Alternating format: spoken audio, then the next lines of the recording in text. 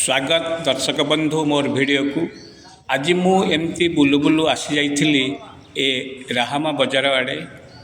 यही हूँ राहामा बजार जिला जगतसिंहपुर एक बहु पुरातन पड़िया।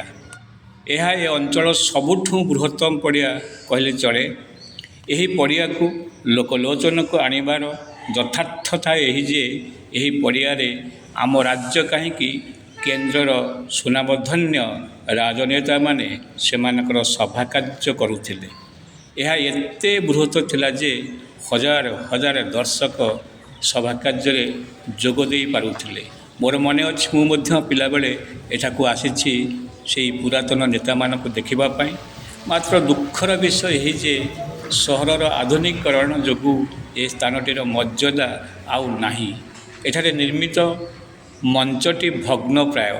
जेतेबेले सरकार कोटी कोटी टंका खर्च करी पार्क स्मृति फलक इत्यादि गढ़ाउछंती यही पुरातन सभा मंचटी आड़े कहार भी दृष्टि नाही।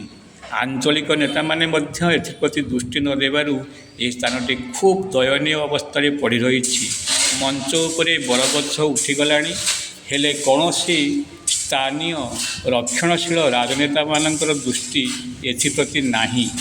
लोके दाबी करते कि सरकार यही मंचटी को पुनर्गठन बा मरामती करी ए अंचलर बृहत सभा स्थान को सुरक्षा प्रदान करंतु।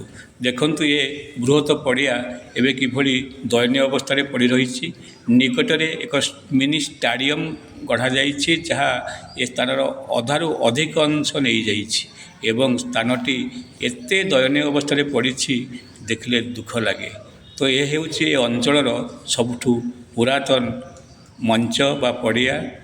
मु संतोष खुंटिया भटगा झकड़रू।